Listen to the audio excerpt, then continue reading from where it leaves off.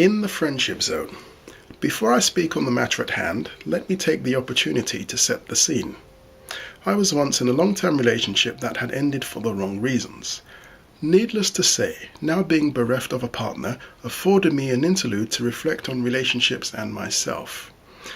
I purposely gave myself a few months separation from the dating scene, mainly due to not being a subscriber to having concurrent girlfriends.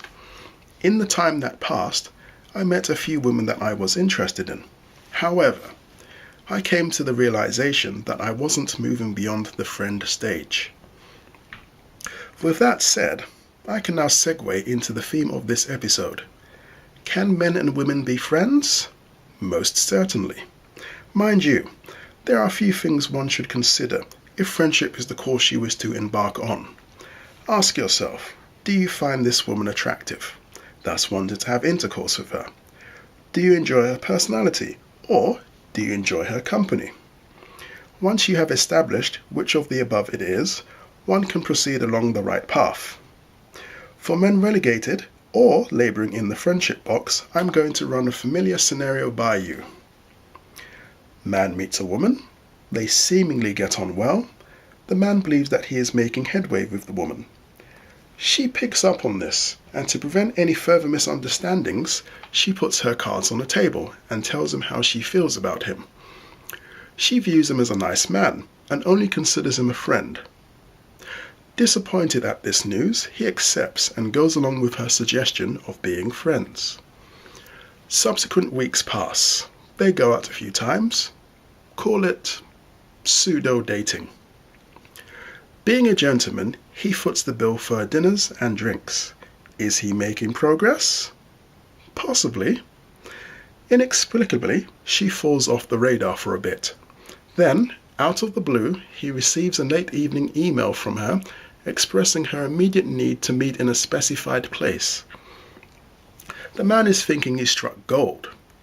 He then darts out of his flat, jumps into his car and drives like a lunatic to the rendezvous point. Upon arrival, he finds her distraught and proceeds to provide consolement in her time of need.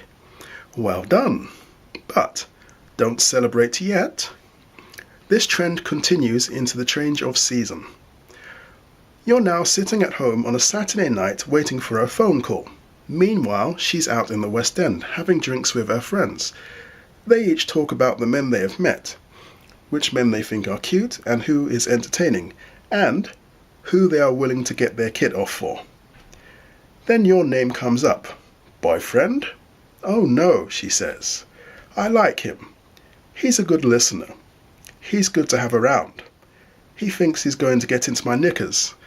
And they then break into fits of hysterics that causes the other patrons of the wine bar to stop and look. It's now gotten to the point where even your pet cat says, and you wonder why you still have no girlfriend.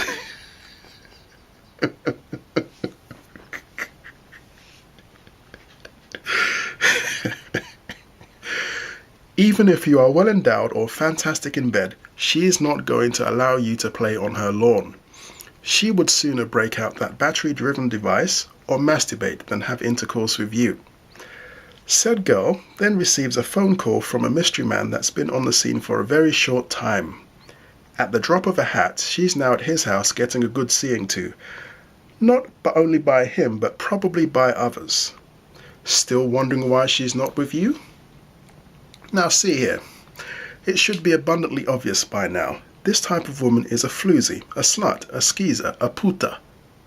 It doesn't matter which country you reside in. A hoe is a hoe is a hoe is a hoe. You're in this predicament as a result of you being guilty of not flexing your masculinity. You may still be in denial. She might again even dangle the hope of you being her man in front of you by offering friendship. Personally, I don't have any qualms about telling a woman to get lost, especially if I see little or no benefit to our continued association. Being needy or begging is not going to endear you to her. All it will achieve is stroke her ego and provide another phone topic to laugh about. To expedite your situation, you will need to have a dispassionate look at yourself and set about adding further social circles, thus increasing the probability of meeting contrasting types of women. And by this, I don't mean things such as Twitter, Facebook, and other types of things like that. The new and improved version of you will undoubtedly be alluring to a few women within that network. Hopefully, you'll now be in a relationship with a lady who appreciates you for being who you are.